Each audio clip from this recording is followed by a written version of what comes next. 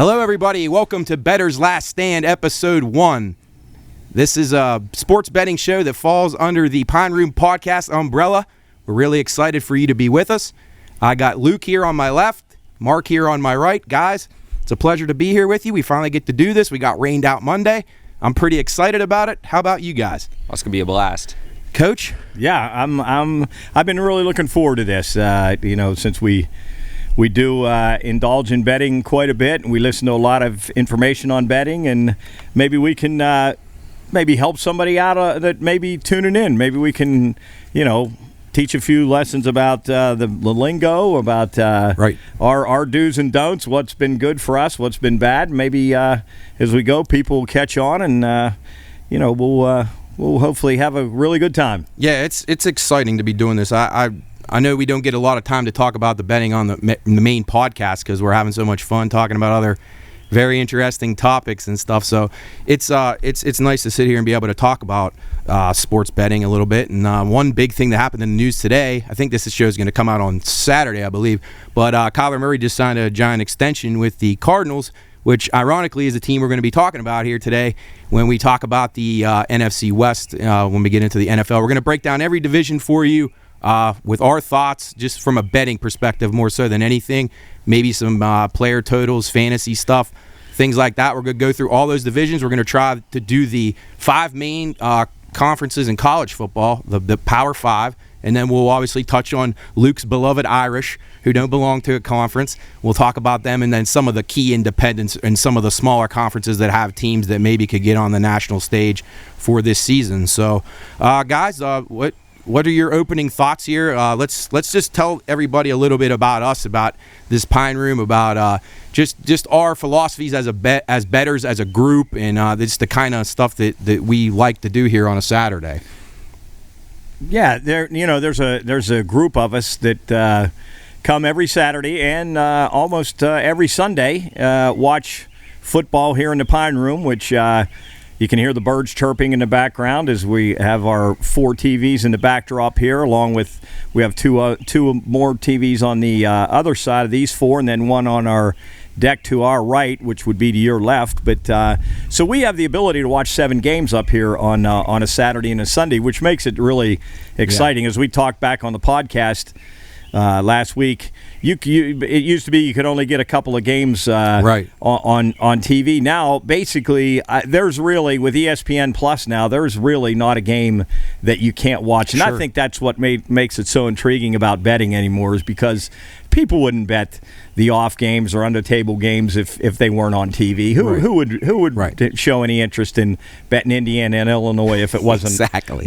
So I think that is, and it's become so easy to gamble anymore because of the apps on your phone and computers and going to the casino. So, betting has become just so popular in the entire valley, the country, the world. So I think it's a subject that a huge percent of people now are interested in, just because either they do it or they watch things about it, and I think it makes it interesting. So I think the Pine Room, if anyone would ever come up here on a Saturday or a Sunday, besides the food and the camaraderie and the fun and the drinking, betting is probably, if you put a pie chart out, I would say gambling is probably at least half of the fun here. It's kind of the centerpiece of the whole operation, I'd say. It's really fun to see how it grows too. And Jubb mentioned it on the podcast earlier in the week about how he was never really interested in sports until you get a little betting action on it. It makes it a little bit more interesting. And, as it continues to grow and people start to learn about it, and hopefully by watching this show, you'll be able to learn a little bit from us. Coach and I have been around doing it for a long time. He longer than me. I've learned a lot from him in my life. And I always tell this to my employees. I work at a sports book. For those of you who don't know that, I manage a sports book. And I tell my employees all the time, you are never going to know everything. You're never, ever, ever. And you got to come in with an open mind every day, and you want to learn and learn and learn, because sports betting has changed so much. Coach, you think about when you first started doing it and how it has changed, where you can do it on apps now, and there's so many different markets. You have the in-play wagering, which is a whole different discussion. Prop wagering. Prop wagering is just through the roof. And the amount of stuff that's out there, it's not, I witnessed this a lot. You'll have guys coming in, old time guys, 70s, whatever, thinking they know everything. Well, they're used to just betting with an illegal bookmaker in some alley somewhere. Yes, absolutely. They don't, up in Steubenville or something. So they don't really understand all what actually goes into this and how much the industry has grown. And I think that's something that you as viewers will get to see us kind of expand and maybe talk about things you don't know, because I know Chris, who's a regular member of the podcast, he often asks me about how can you can bet on this, you can bet on that, and you start looking through these apps and you start seeing all this stuff. Now, Luke, you've probably perused over your dad's apps a time or two. Like, what do you think? I mean, the offerings and stuff are incredible, aren't they? Oh, it's unbelievable. I mean, just like all the stuff they have to bet on. I mean, it's not even just like sports stuff. I mean, It's like weather and stuff in like these big cities and stuff. There's just anything that you want to bet on, I'm sure you can find in certain sports books or areas that if you want to bet on it. Yeah, it's really it's actually going to come to the point where you're going to be able to have a TV like it is behind us, and you're going to be able to just bet with your remote. It's just a matter of time. And like future bets, future bets were never a thing back in the day. I mean, you can bet on who's going to win the Super Bowl now. You can bet on team totals, which we're going to talk about, right? Which I'm very interested in. I see some that I like a lot here in the. We're going to talk about the Pac-12, and then we're going to talk about the NFC West. And there's some team totals that I like. Some to go over the total, and some to go under the total, but you can never find anything like that ever. No. Back in the day when I was betting at places that were really, it wasn't legal, you could bet a spot sheet, or you could write it on a piece of paper and turn it in, and you keep the other copy. That's how it worked. We used to run spot sheets. Like a receipt, yeah. Oh yeah. So obviously it's changed. Could you? I never really asked anybody this before, but they didn't, like you just mentioned futures. They didn't have the opportunity for you to bet on. Did they ever have maybe the Super Bowl winner, even when they made the playoffs, maybe, or something? Nothing that you were aware of. I always wondered that too. You could only bet on the Super Bowl when it came down to the game, to the actual game. So you could basically do the money lines, spread and total. That's about it. Huh? First half, maybe. And honestly, Matt, back in the day when I was betting, there was no money line. It was all the straight spread. And a lot of bookmakers, illegal ones, do not want to mess with the money line anyway, because it's a lot to compute, and people don't understand it. It's a common misconception. A lot of times, if the Yankees are playing the Pirates and they're a $3 favorite, and some guy comes and lays money on the Yankees over the phone with an illegal bookmaker, he's not realizing he's putting down $3 for $1. Right, exactly. And then when he's getting his thing, he's pissed, and then the bookmakers just don't want to mess with that stuff. So, yeah, it's amazing how the industry's grown, and I find myself just amazed every day when I see over in Europe of a new place that's coming out with something new, and it's exciting. It's a lot to take in. It takes a lot of manpower to manage, but it's really fun if you bet within your means, as we always talk about. Some of the things that I thought were interesting things that some of our viewers might not realize is that these are kind of recorded stats in the bookmaking industry. So I got these from some people that have been in it for a long time, but they estimate that less than 5% of betting accounts are actually profitable. Now, I thought that number seemed a little bit high to me, but you may have professional guys that use those apps, and I can see that, but that seems like something that's it's tough to win. And one of the key things, obviously, bankroll management, which is a huge part of trying to win and deciding how you're going to go about this. Like we always talk about, Mark, about how sitting out here at the Pine Room sometimes can work against us because we're having a great time. We're with all our buddies. Luke tells us he loves this team at 3:30. We bet a bunch on it, and not necessarily a bunch, but a bunch to us, $25, $50, whatever it is. Throw a little bit of action on the game, and then we start drinking, and then it's this game and that game, and you're playing games you really don't like. And you guys can correct me if I'm wrong, but for me, I can probably come up with 1 to 2 good games a week, like in football. Right. And if I just would stick to those, I think I would be in the 60% range. But that's the problem is you get around your buddies, you're having fun, and it seems like you can't pass it up. So yeah, you and I talked. We share probably our best plays of the week with each other, and honestly, we really don't do bad just with our best plays. And we say it at the end of the weekend. If we would have just stuck with those plays, then we probably would have at least broken even, maybe made a little bit of money. But it wouldn't have been as fun during the day because we'd be betting on 3:30 game, and there's 11 of them, right. And so instead of betting one, we're betting eight of the 11. That's another product of having the 7 televisions out here. You want to have action on everything, and on a Saturday we might have a UFC card on as well as 6 football games. But on a Sunday, I know we've been up here, we've watched U.S. Open tennis before and had a good time with that. And when the stuff's on, it's back to what you were saying, and we talked about it on the show this past week in the podcast, is the amount of people that watch these games or go to the games that bet on them. And I've read some stuff since then because it got me thinking about the percentages and how fast they're rising for people that actually bet on the games. Like the television viewership's going up and things like that. So it's trending to where the more states that legalize sports betting, the more people you're going to have betting on these games or actually going to them and betting on them. So I found that to be pretty interesting. And the more casinos, the billion-dollar casinos they're going to build with our money in Vegas and New Jersey and overseas. So, and I've learned, not that I'm very good at this, but I'm hoping to get better, and I think that we can give some information to help some people because it's do as I say, not as I do here is probably going to be our motto. But, if you can play within your means, which we all do, which is really a good thing, there may be a guy or two here that steps we might know a few. steps outside of their comfort zone now and then thinking that they're going to get rich. But if you play honestly within your means, and that's the one thing I could tell people that are just getting into it or that are trying to make a little play within your means, make it fun. So if you do take a beating one weekend, you're not losing your mortgage payment, exactly. or you're not being able to buy the things you need to be. Play and have fun. If you lose a little bit, you can say, hey, I had it in my budget, it's fine,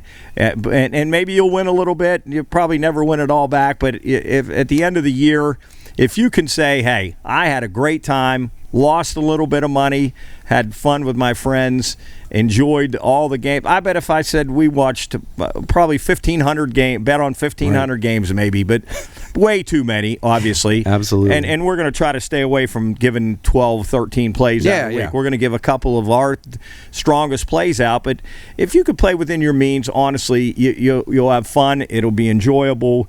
You won't wake up. You won't roll around in bed all night worrying about where you're going to get your next dollar exactly. from. And the other thing that I could say to anybody is don't chase.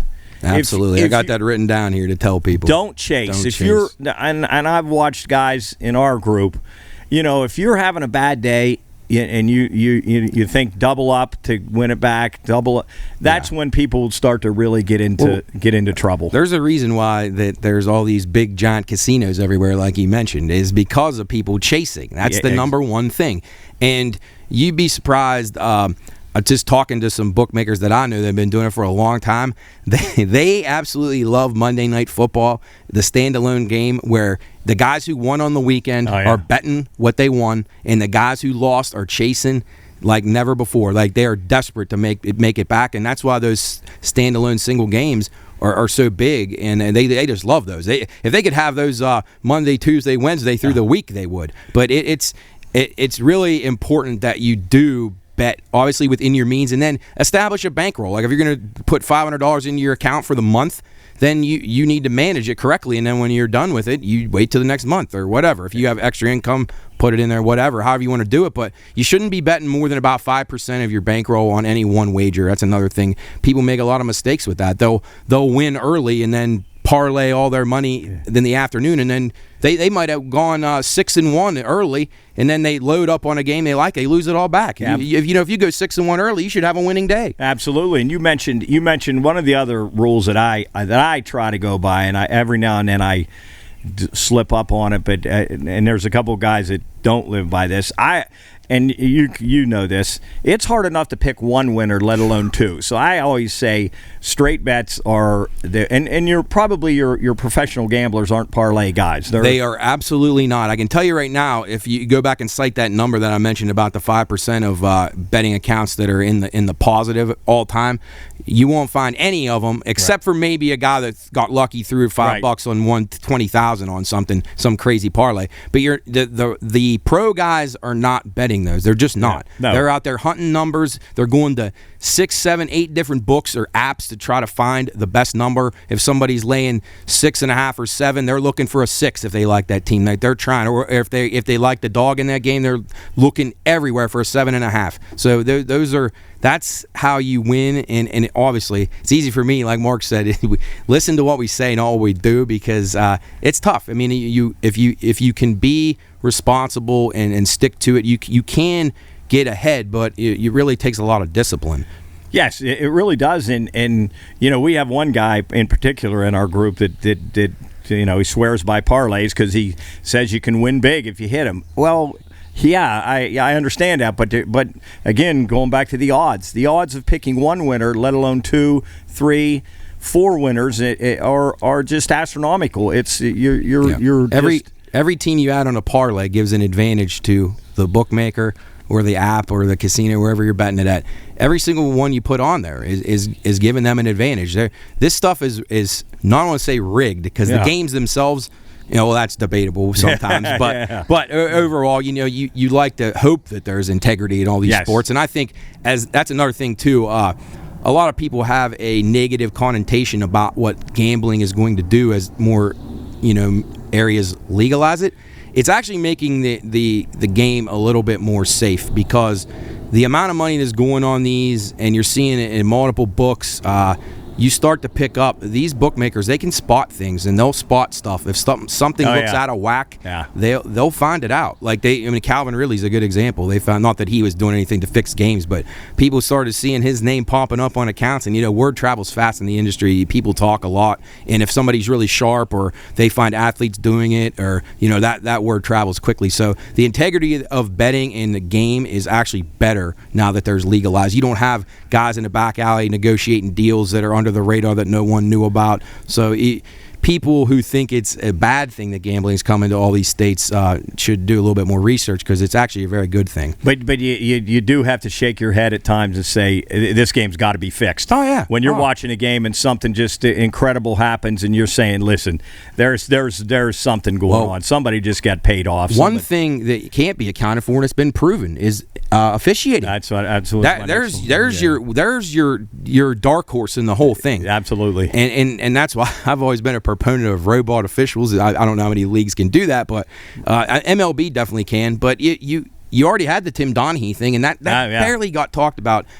Strange that a lot of those guys that were his good buddies that they had hundreds and hundreds of calls from him to them on different games that they worked together, and a lot of those guys still officiate today. And that was not investigated. I know David Stern was really pissed when people started breaking that news, but Donaghy was on the take, and if you ever read some of the stuff or watch the interviews with him, he had it figured out. I mean, he had it to where he was controlling. He knew who was covering. Oh, yeah. He knew, and what's funny is he always said, like, wait, I have to throw him a loser every once in a while, because if he wins all the time, he gets noticed quicker. Absolutely. So, and like your umpire in football could call holding whenever he wanted. Whenever he wants. A back judge could call pass interference either way. Almost every pass play could be your referee could call roughing the passer. He could call holding. I mean, it really, if anybody could be paid off, obviously it would be a referee. No question. Or a kicker, possibly a kicker. And you hate to say that stuff, but people, everybody's got a price, like Ted DiBiase says, and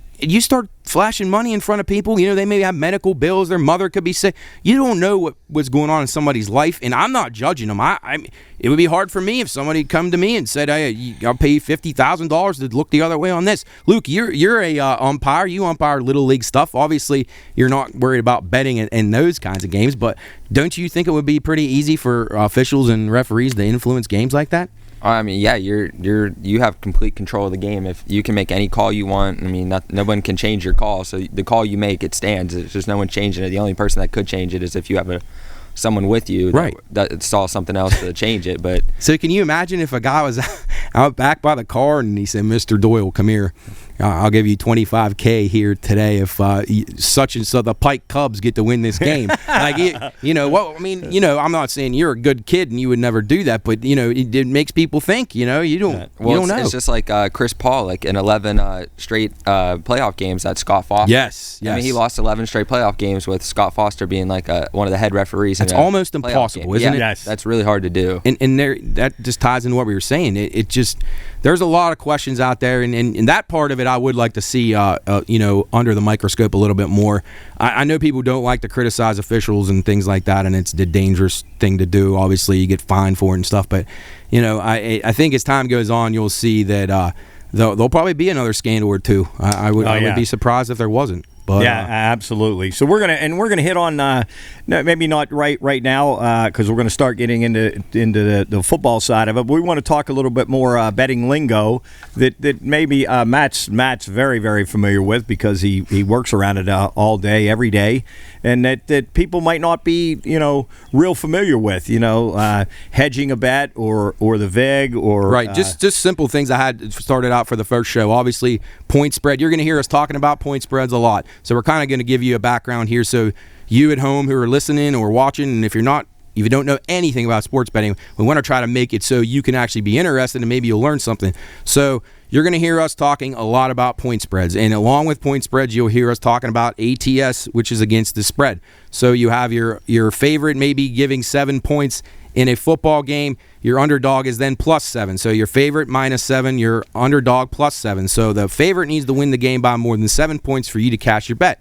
If they win by less than 7, then the underdog cashes. So you'll hear us talking about teams that are ATS, like what was the Arizona Wildcats ATS last year, or the San Francisco 49ers were whatever against the spread. So those are very common things you're going to hear us talking about regularly. And another thing too that I talked about or wanted to talk about is the juice or the vig. That's if you're not familiar or if you've never seen a betting sheet or an app or anything like that, you're going to see like a game today would be, I'm trying to think of something that would be -110, but there's basically all baseball, so there won't be. But anyway, a point spread, say you're looking at an NFL game for week 1 or the Hall of Fame preseason game, you'll see the side, whatever it is, -3, -110. Well, that means you have to put up $110 to win 100 or $1.10 to win $1, however you want to look at it. Obviously, we're not all betting $100 every bet or 110 or whatever. And the vig will vary, and what the vig or the juice is that's basically a transaction fee. It's basically a tax. For you to be able to get that bet down, you're going to lay the -110. And if you win the bet, you get the -110 you laid and the 100 that you won. So you would get back $210. So that's a very common thing. You'll see -110 is the most common. What they call it in the industry is a straddle. So you'll see -110 each way. And then as it goes up, if one team's -115, which means that number is moving towards that team's direction as being the favorite, then you would see a -105 on the other side. If it's -120, you would normally see even money. And each book is a little bit different. Most of them are going to be starting with about a 20-cent straddle, which is the -110 and -110. A lot of them, the newer ones, there's been a few that have had like -130s on each one. Just another transaction fee that you're kind of getting ripped off. I know Wyoming launched an app, and people out there were outraged about it. Everything was at least -130, and you get guys that are pros. That nickel, that dime matters a ton to them. Yeah. When you're laying hundreds down, I mean that's extra. That's an extra, $110 to 100. So it's it adds up quickly. So you want to be on the lookout for that. You want to try to find books that have fair juice. Most of them will. You'll see the juice vary. Instead of moving a number, if you see a -3, -120, that thing's getting close to going up to 3.5. But a lot of books don't like to do that. So there's some books that won't move numbers. They'll juice it heavily. They'll go up to 130 or whatever, and they won't move them. Moving a number is not always an easy thing to do because you don't want to get it to where it falls in between, where the people that wanted the dog cash and the people that had the favorite cash. It's the worst thing that can happen to you as a bookmaker, so they're always trying to stay away from that. So you as a bettor need to be out there looking for bad numbers, things that are up overnight that they didn't adjust or things like that. You can always, if you got your Twitter feed up, you're getting breaking news on something that maybe you can beat a book to, and there's bad numbers out there. It happens every single day. So that's another thing you'll hear us talking about a lot. Juice and the vig, which comes from an old Russian Yiddish term, so vigorish. So that's very, very common. Another thing you'll hear us talk about a lot is over-unders, whether they're points or game wins. It's pretty simple. If the total points are going to go over or under the number posted. So if it's 48, the game needs to get to 49 for you to win, or 48 and a half, it needs to get to 49. And that's another thing, half points. Those things, people may not think they matter a lot. But Mark, you know better than anybody, they matter a lot. Yes, and people say, oh, that half point, what is that going to matter? I don't know the percentage of that, and you probably, if you don't know it, you could probably find out how many times a year that half point comes into play in it's a lot in the NFL outcome. Especially. And the other thing I was going to mention is in the VIG, how it plays to Vegas's advantage. If half the country, well, let's just say here, if five of us bet $550 on one team, 5 of us bet $550 on the other team, Vegas sits there. They don't care who wins. They automatically are going to win $50. Right. And that's on a very, very small scale. Exactly. When you're talking about the Super Bowl or the NCAA basketball tournament or something, and when millions and millions of dollars are bet, and they are hoping that both sides are played heavy, they sit back and they can't lose. Right. That's a great point, because that's a safety net that they have, and that's why half of us will lose, half of us will win. And that's if the number stays the same. Obviously, if there's lopsided action on the number and it moves, which for those of you who don't understand that, if the favorite's getting bet heavily at -2.5 and the number goes up to 3, 3.5, 4, you'll see 4 point moves sometimes on games where there's heavy steam on one side.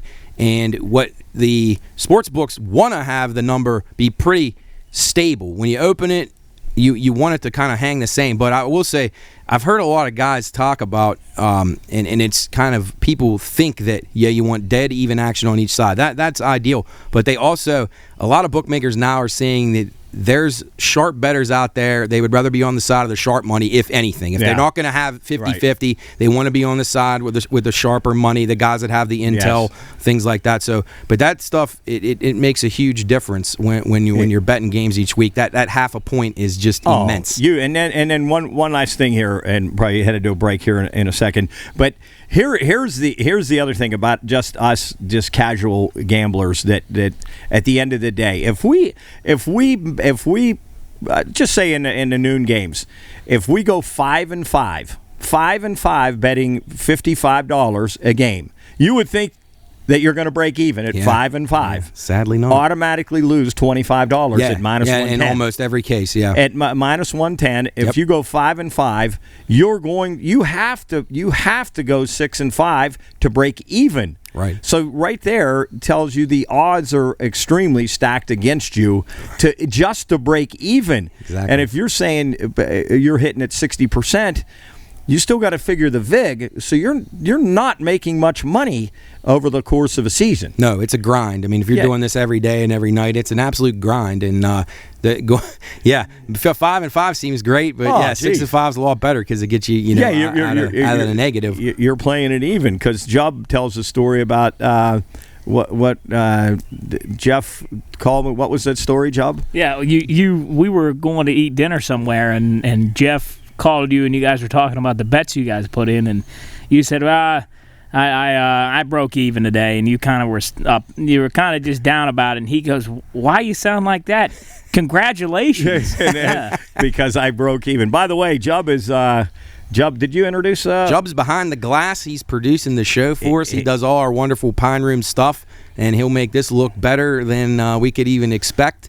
And just a couple of things, too, before we take our first break. We're going to set up an email for our show here, Bettor's Last Stand. That stuff's all on the way. Chubb's got an unbelievably cool logo for the show. We got a lot of cool additions that are coming. Right now, if you want to get a hold of the show, you can still get a hold of us at the contact at the Pine Room Podcast.com. That's the website. That's the main show email. You can reach out and get in touch with us there. We'd love to have listener feedback. I told Jubb that early on.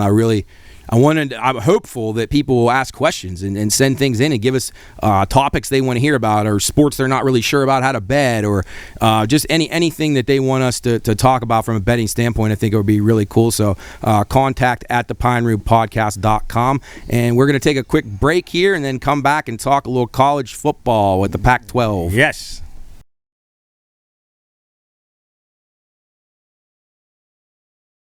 All right, welcome back into Bettor's Last Stand. We're going to talk a little Pac-12 football right here. So early on, we're seeing a ton of money coming in here on the Utah Utes. They're the kind of the cream of the crop when it comes to Pac-12 football this year. Highly touted. If you guys remember last year, that Rose Bowl game, I think it was the Rose Bowl against Ohio State. Yes. It was a high-scoring affair. Yes. It looked like Utah might pull it out, and they couldn't stop those powerful wideouts from Ohio State. But they're kind of the team right now that's taking heavy action early on. They do have a really tricky opening game, though. They got to go to Florida. They're a -2 favorite in that game. So, overall thoughts on Utah? What are you guys thinking? Do you think they're worthy of being the favorite in the Pac-12? You're not sold on them. I don't think, are you? No, I'm not. I think they're very good, well coached. I think they're getting a little too much respect, and at the number that they are right now, I'm just not certain. And if you guys listening at home, if you hear me say that, the number that they're at, I'm usually referring to what they are to either win their conference or the national championship. So in Utah's case, they are 3-1 to win the Pac-12 and about 45-1. Now, you can find different numbers at different books, but those are kind of the ballparks. I think they're a very good team, well coached. Kyle Whittingham's a really good coach. It's like his 17th year or something there, so he's very good. But Luke, what do you think about the Utes? I feel like they're always just coached well. Obviously, they always have good linebackers. Obviously, they got a good running back returning. What I really like about their team is the 2 tight ends. Great tight ends. They said they have the best tight end room because both tight ends each had about 600 yards apiece and 7 touchdowns apiece. So that tight end room would be tough to stop, especially with linebackers and all that, just lining up with different sets and DBs and safeties trying to guard those 2 guys, which I think that'll be a big advantage for them. But the O-line will be struggles. No, I agree. And they're definitely going to have to rebuild there. Their tight ends are getting a lot of talk about NFL, so that's obviously a huge weapon. They do lose a little bit on offense, and then the line definitely a concern. I do like their total over 8.5 wins, even though if you look at their schedule, right, they've got some tough games, as you mentioned, at Florida to open the season. They got to go to UCLA, who I think is going to be very, very good. I think UCLA is going to be very good. They got USC at home, and everybody knows about Lincoln Riley and what's going on there. So that's another tough matchup, and they have to go to Oregon. So those are 4 very, very tough games. If they pass all those tests, or 3 of the 4, they'll get over the number. But if you stumble in those games, I don't know. That number is probably pretty darn close, which they make them all close. But I like them to go. Yeah, so over 9, you're thinking? I like it over 9. Yeah. I like it over 9. So we're gonna remember these 2 as we go. And we got the value of video and audio. We can play back all this at the end stuff. of the year. We'll reevaluate. But I do like them. Over 8.5 wins, and I do think they'll be the So the those of you out there, if you're looking, or you already liked Utah and you hear us talking about it, look for a number. If you can find 8.5 out there, it's probably going to be juiced to about -130 at least for the over. So right now they're sitting around 9 even at most places. So take a look and look at other books and find the best number before you bet that. Second choice, obviously, like you mentioned, with Lincoln Riley coming over to USC, they're going to take a lot of money. They have been taking a lot of money. They're a program that draws a lot of money anyway, and now that they have the superstar coach and the superstar quarterback Caleb Williams coming in, they're going to really be kind of a team that everybody's going to be on. I don't think they're going to be. I think they'll be okay. I'm not okay. They're going to be very good, obviously, because of the talent from the portal. And Lincoln Riley obviously is a great recruiter and a very good coach. But I don't think they'll be as as good as everybody's projecting them, just for the fact he's going to have to, develop a system, get his team together, and face some tough tests. I mean, these teams are going to want to beat USC now because of all the hype they're getting. So I like them under the total. I see it a lot of places at 9.5. I like it. I like the USC under that total for this year. You better get it this year because I would assume after this year, that number is going to go up. But they've got some. They got to play Notre Dame the last game of the year, and Luke's beloved Irish. They have to go to Utah. They have to go to UCLA. Right. So they've got some very difficult. They got to travel to a place, and I'll talk about it a little bit later because it's the team that I like in this league a lot to overachieve is Oregon State. Okay. Really tough place to play at Corvallis, and I agree. They've knocked off a lot of good teams up there, and I think you're right. I think you'll see USC. They open with Rice. And then Stanford and Fresno State, they probably get by all those, but going to Corvallis in their fourth game is that's going to be a step up for them, and it may take them a while to get all on the same page. The talent's there. He's crushed it in the recruiting and the transfer portal, and he's raiding Pitt and all these other. Absolutely. Some of the guys, some Pac-12 kids transferred up there. A couple running backs, so they're going to be really good. Luke, what do you think about the Trojans? I know your heart's going to be saying Notre Dame. That should be a hell of a game, actually. But yeah, it will be. I have no. Actually, I don't like the Trojans, but I'm not going to sit here and lie. Well, I didn't expect you to like them, but do you think they can win anybody money? Would you go over or under that total of 9.5? I'm going to stick with Mark here. I'm going to go with the under as well because I think the defense is definitely questionable. I think the defense, they're going to have to put up a lot of points a game to win, and that offense, it has they're loaded on the offensive side with a bunch of talented players, but if they don't show up a week or two, they're going to lose a game because that defense is just they have the talent, but I just don't think that defense coordinator and all that he's not going to put that together quick. Yeah, when I was going through it, I circled that I thought they would have 7 wins for sure, and then like you said, Mark, a couple 50-50 games. Washington State's going to be better. They're at Utah, they're at UCLA, they got Notre Dame, and then they go to Oregon State, so they're going to have to win a couple of those to have a shot. This is one that from the industry standpoint, we're happy to keep taking that money on them because the one thing that could work in their favor, though, is the Pac-12 is notoriously choked and had bad performances. But they seem like maybe this year there's a couple of teams that could surprise in there. So I think USC's interesting to keep an eye on, but I would probably lean to the under there, too. Yeah. Our next team, Oregon Ducks, big-time overhaul for them. They lose their coach, Cristobal. He goes to Miami, back to where he played, and I don't know. The Ducks are an interesting team here. They obviously draw talent because of their uniforms and all their flashiness and the Nike connection and things like that. And they're 3-1 to win the Pac-12 and 45-1 to win the national championship. I would pass on them. Dan Lanning comes over from Georgia. The defensive coordinator did a great job there. This isn't Georgia, though, and it's going to be tough to have a defense as good as he had there. So what do you guys think? I'm with you. I would pass on that total. I think it's right 8.5. Yeah, I think it's right on the number. Obviously they open against Georgia, and Luke, you made a comment on that game earlier today. Where's that at, though? It's a neutral field. Yeah. Now, it's funny you mentioned that, Luke, because Bo Nix is horrible on the road. I was going to say, Bo Nix goes back to play in SEC country where he struggled, and now he goes to Oregon, transfers there to try to lead the Ducks. Soup, who's a regular on our podcast, talked about how he was going to hammer Oregon first game of the year, and then he kind of backed up quickly when I told him that they played Georgia first. But if you can get 17.5, maybe get that hook that we were talking about earlier, maybe jump on that. It's a neutral field. I think they're playing at the Falcons, Mercedes-Benz Stadium, I believe, in Atlanta. Yeah. But obviously, it'll be heavy Georgia. But, Oregon probably still has enough in the cupboard to be able to surprise them. Georgia's replacing a ton, so we'll talk about them when we talk about the SEC. But, I would probably lean away from the Ducks. They're kind of an unknown.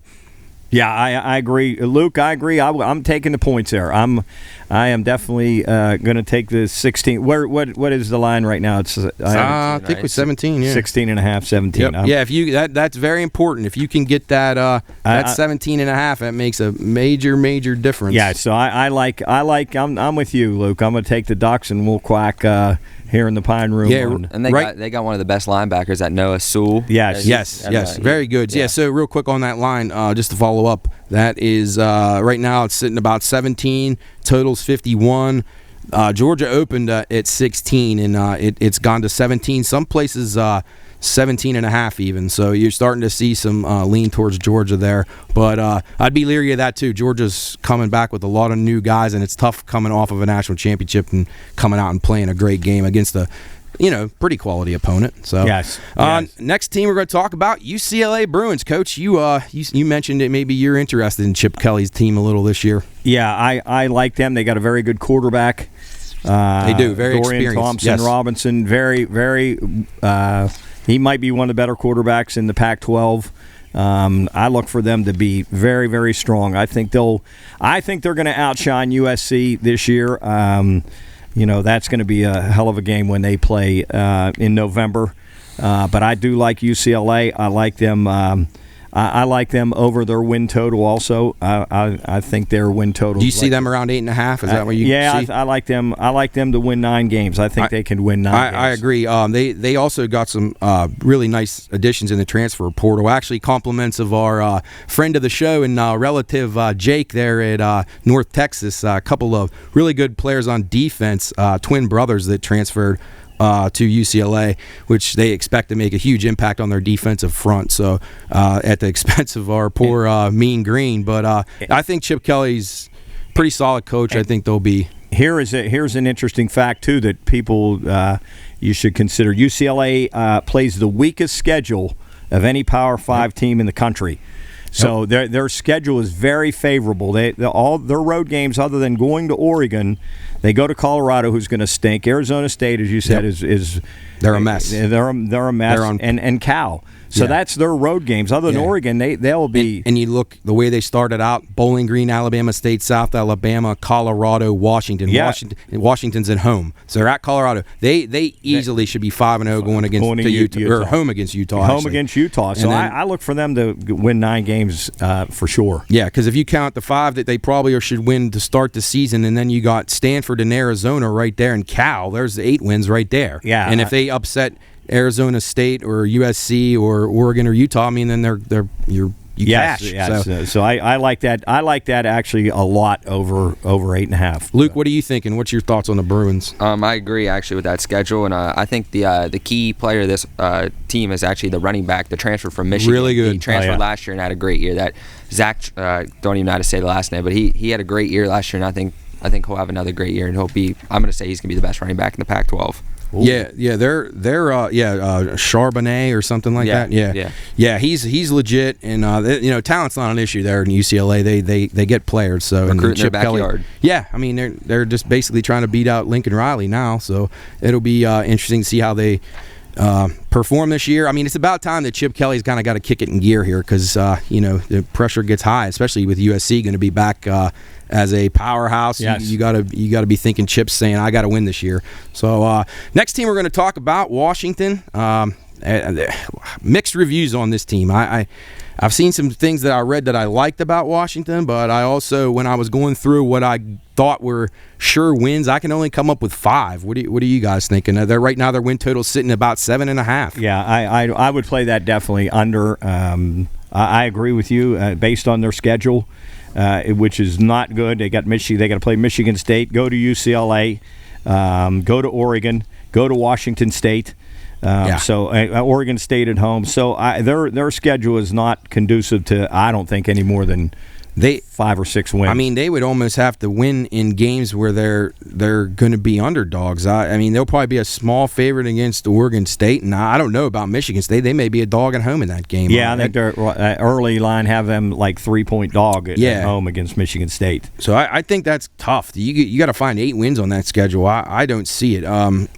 I agree. Luke, what are you seeing on? I agree with you guys on the Huskies. Under. I agree with you guys on the under, but I think Michael Penix he was a good quarterback in Indiana. He struggled last year. He doesn't have much obviously in Indiana going against all those good Big Ten defenses, but I think he'll help them a lot actually. Yeah, no, that's a definite upgrade. You're right about that. It's a great point. The definite upgrade, and we've seen quarterback play can make these teams better. I mean, all 2 wins maybe. So maybe they have enough there with Penix. Maybe they go in there and they beat Arizona State and they beat Cal and maybe they upset Oregon. You don't know. So they could get to 8, but it would probably be a bet. I would probably say if I was going to have to choose, I would just sit that one out. I would probably lean to the under on that, but but it's not something that I absolutely love. Yes. But anyway, moving on down, anybody below the top 5 teams there? I know Stanford's getting some talk. I personally wanted to talk a little bit about Oregon State. I think they're pretty dangerous. I think they're well coached. Jonathan Smith is their coach. I think it's his 5th or 6th year.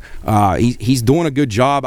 I had them a few times late in the year last year, including against Oregon, and a couple of games where they were in very tight games.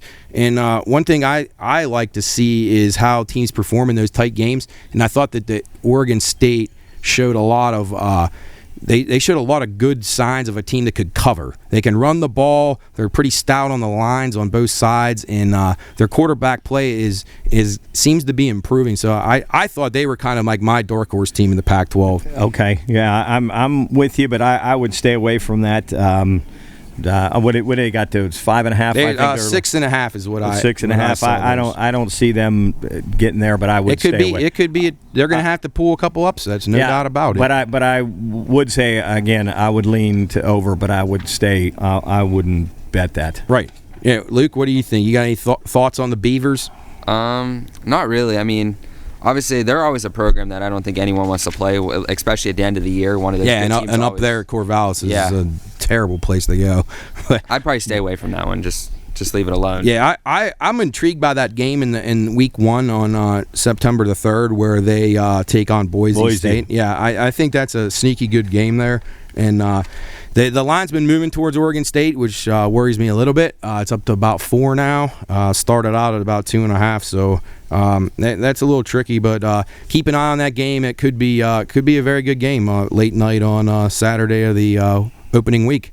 Yeah, and I don't think there are any Pac-12 games in week 0. There is not. There are no. So they I think the first Pac-12 game happens on Friday, September 2nd. Colorado exactly. is TCU laying 7.5 at Colorado. Yeah, TCU, which I think TCU will absolutely. Yeah, Colorado could be in for a so we could rough segue year. into Colorado here. I think they're a mess. Luke, you were talking about some teams you thought were a mess in the Pac-12. Is Colorado one of them that you think is a mess? Colorado, I think Arizona State. I think they'll be lucky to win 3 games this year. That total's way too high. Colorado was decimated in transfer portal.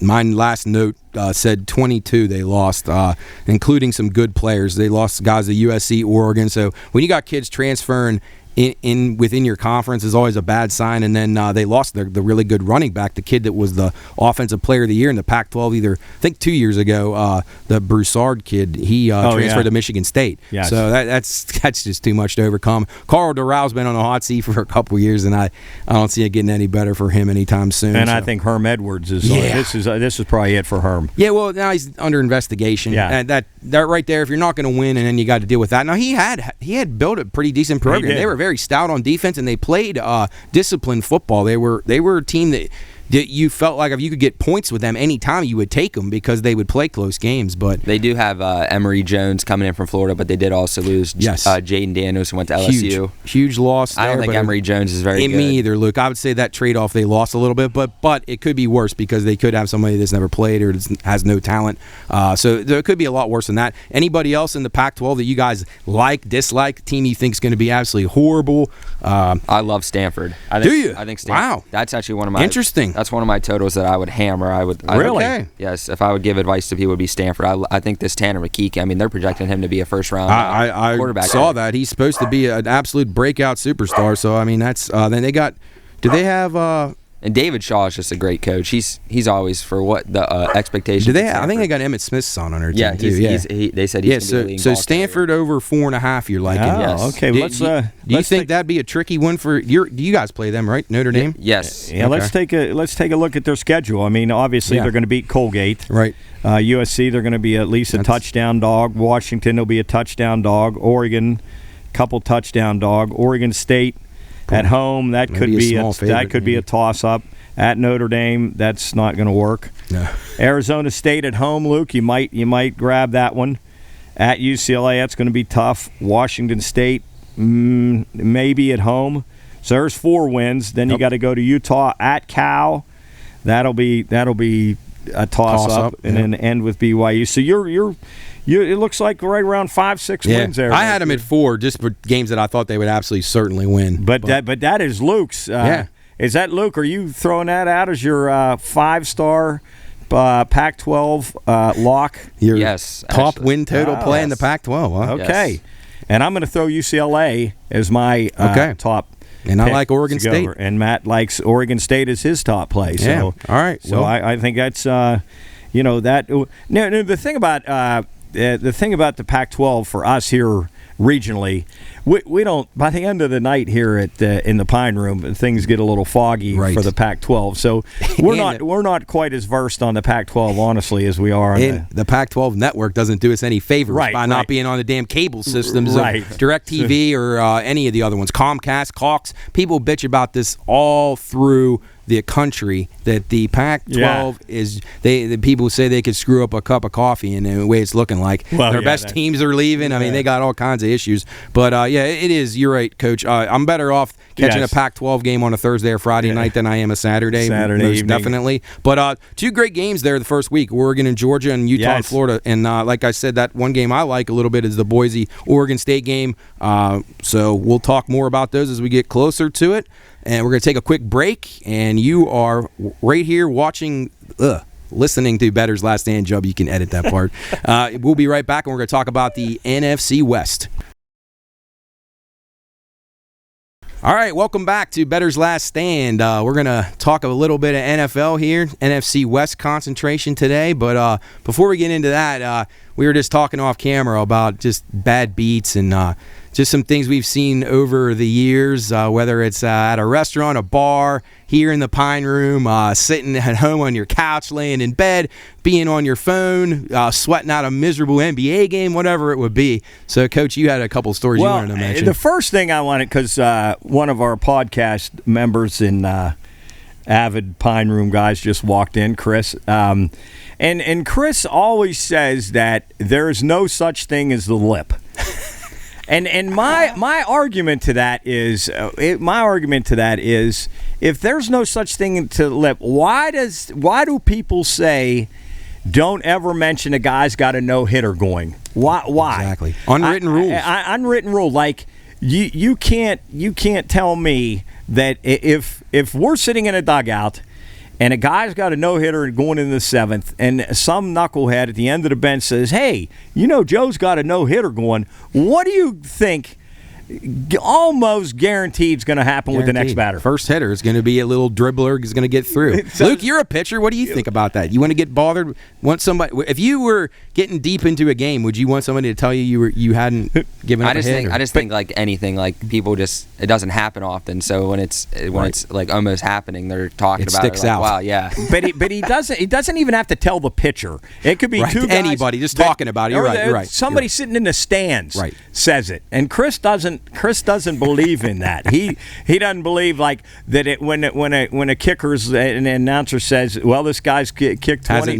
hasn't missed. He's hit 20 straight." Same with the guy at the free throw line, 15 for his last 15. Clank. Right. It's just. I know that you say there's no way that can control it, but there is something somewhere, some evil spirit that rears its ugly head when somebody throws the lip. Yeah. And especially if you're sitting around betting guys and they say, you got this thing locked up.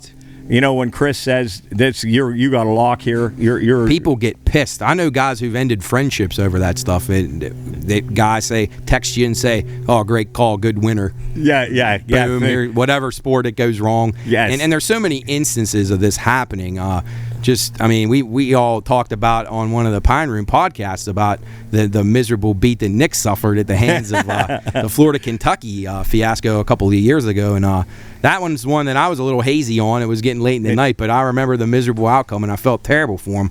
But we've all seen him. Just for those who are tuning in and just listening as a casual listener, a bad beat refers to a something that happens at the end of a game when you're gambling, that some crazy play or some off-the-wall several plays that happened that seemed like impossible, and they just happen to happen, and you lose your bet when you absolutely think that you have your bet won. Like the definition that I had real quick, Coach, says bad beat when a wager on the verge of winning becomes a losing ticket quickly. and a bad beat is common up here, and it'll be common for all kinds of bettors across the country. But bad beats are a major part of gambling. Not only the winning and losing, but the stories and the fun and the remembering the bad beat and people talking about bad beats over and over and over about incredible how they happen. But anyway, what was the one,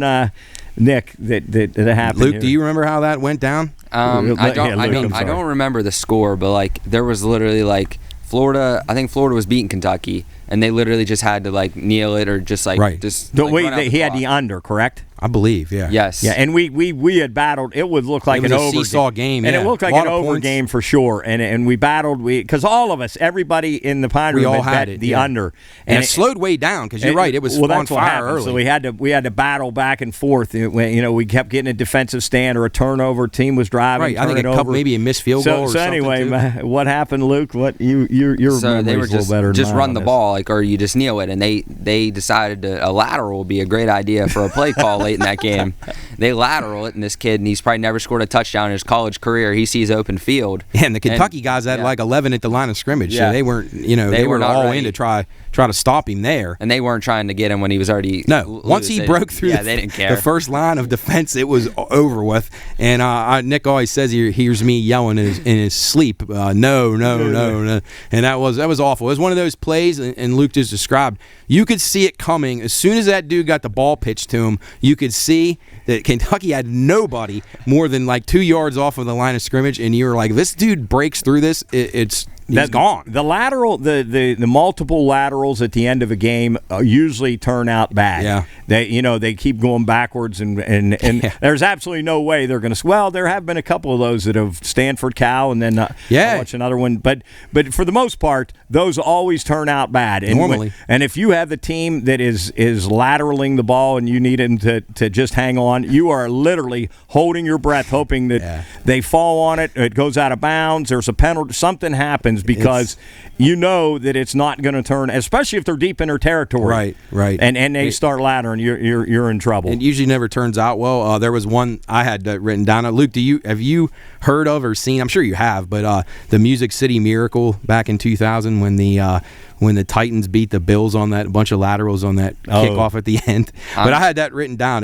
Listen to this if you hadn't seen it. Okay, so the Bills were catching 5 in the game. The Bills were leading 16-15 with 16 seconds left, and they're kicking off to the Titans. And the Titans executed this ridiculous amount of laterals. You remember that, Coach? Yeah, absolutely. Throwing it across the field.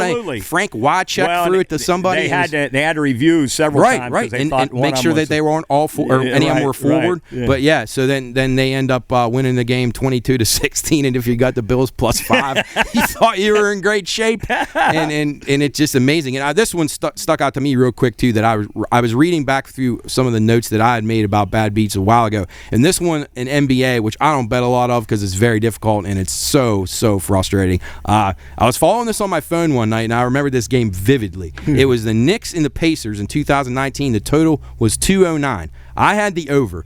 The Pacers led the game 104-100 with 5 minutes and 5 seconds left in the game. Not one field goal scored the rest of the game. The Pacers won 104-103. Yeah.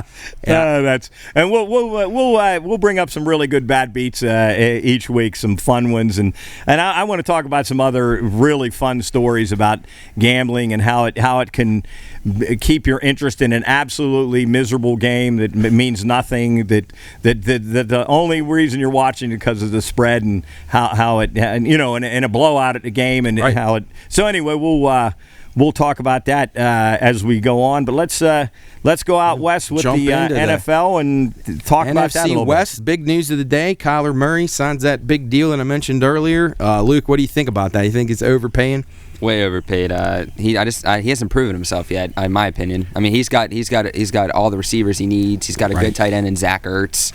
He's got running backs to work with. The defense. I mean, they did lose Chandler Jones, but way overpaid. That he's not gonna.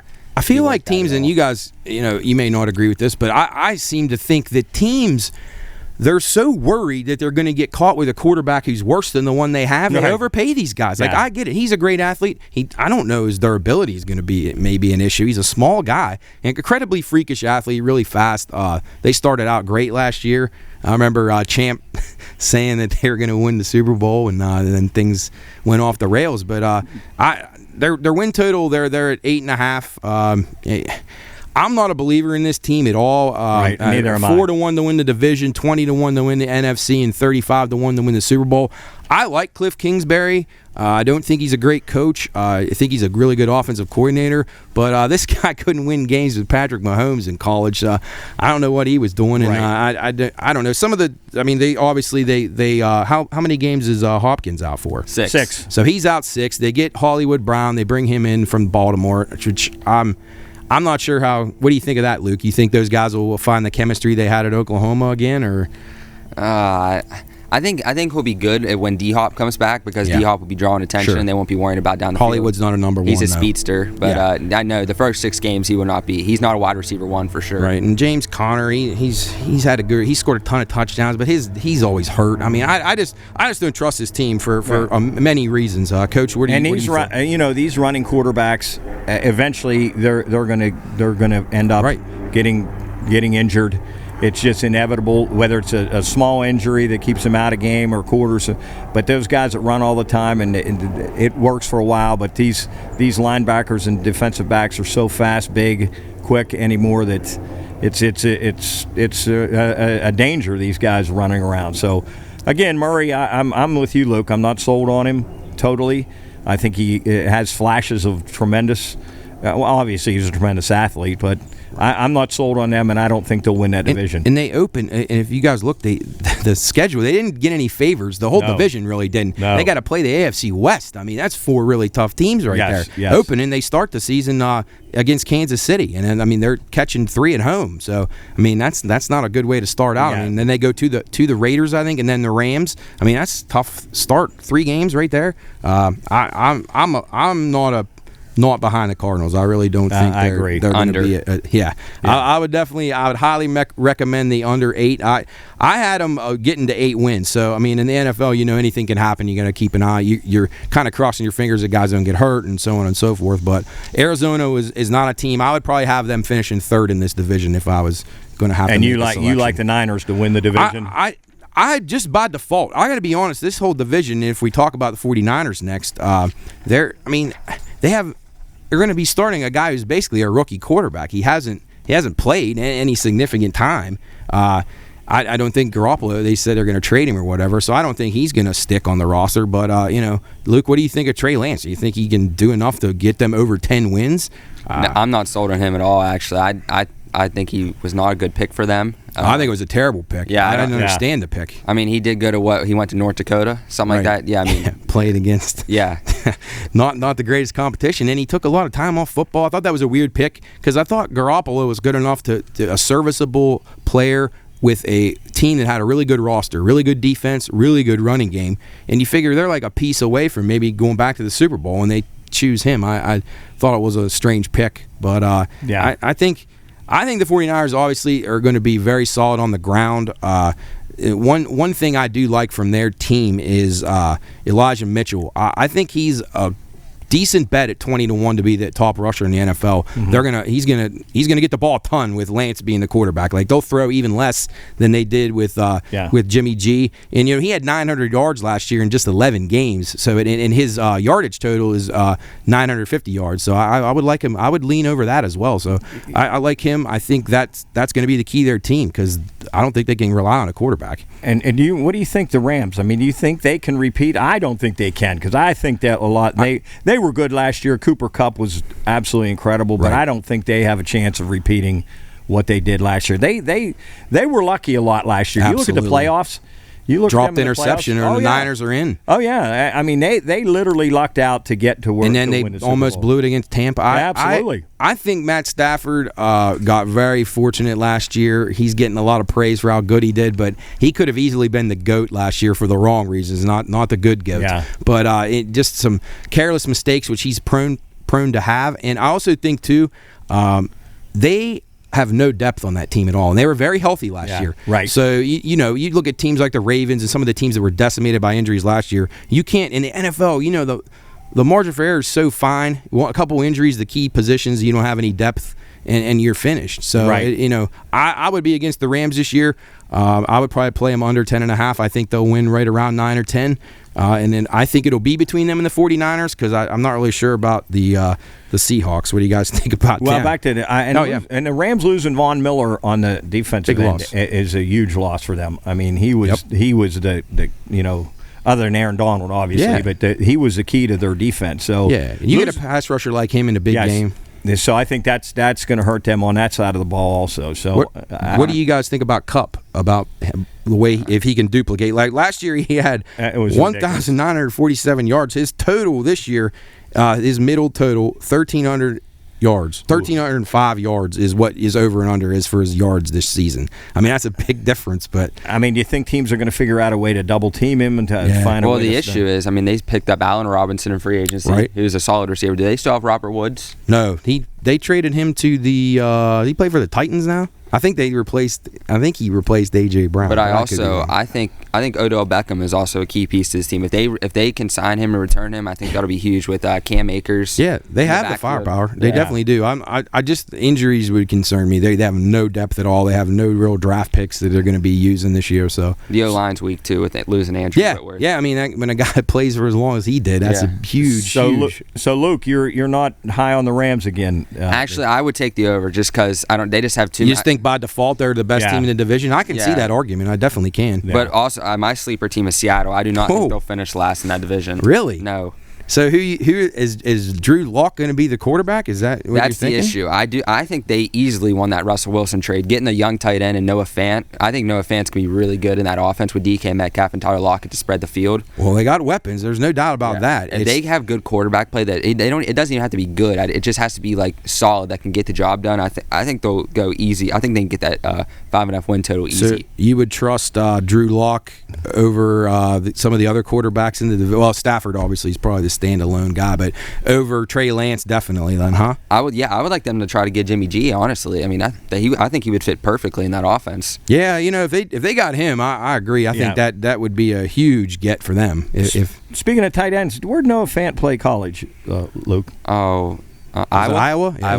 Okay. Okay. Yeah, Iowa produces a lot of good tight ends, and so does Notre Dame. So Miami used to, but not anymore.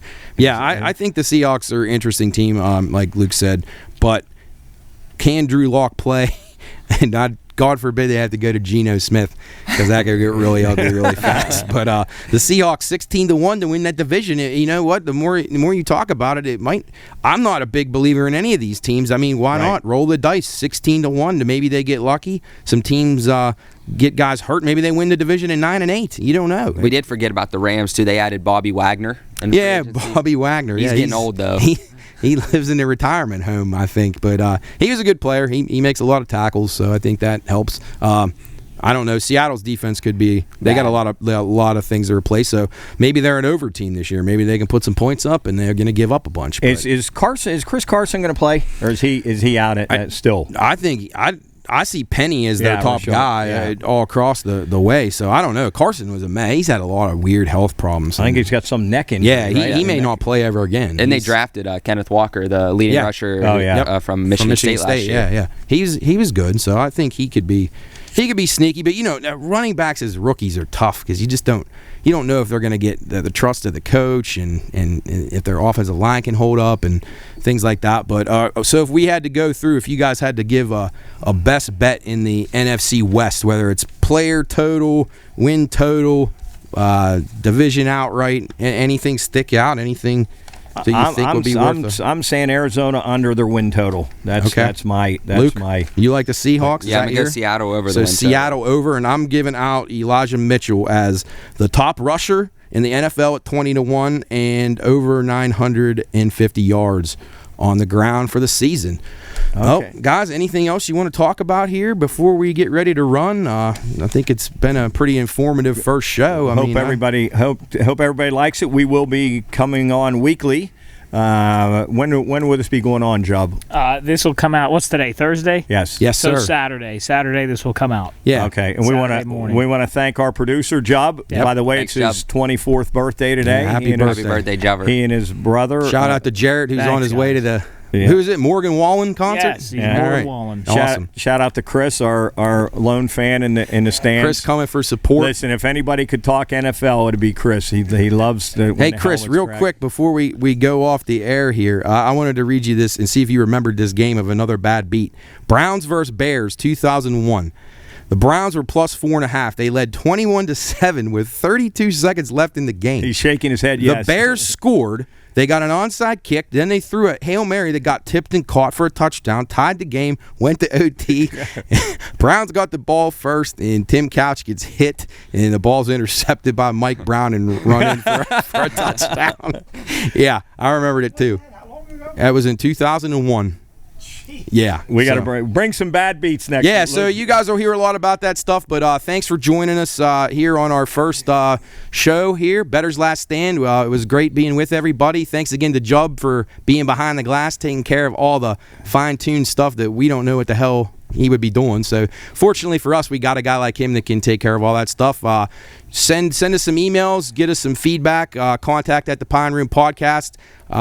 We will have our own email at some point, hopefully, and maybe our own Twitters so we can communicate with people as we start to get listeners, and they're wanting our great picks. And you can always catch our Pine Room picks, too, that come out every Friday. Well, you'll see them here Saturday morning, so you'll be able to see Saturdays and Sundays stuff. So be sure you tune in, and thanks again for joining us, and we'll see you next week. See ya.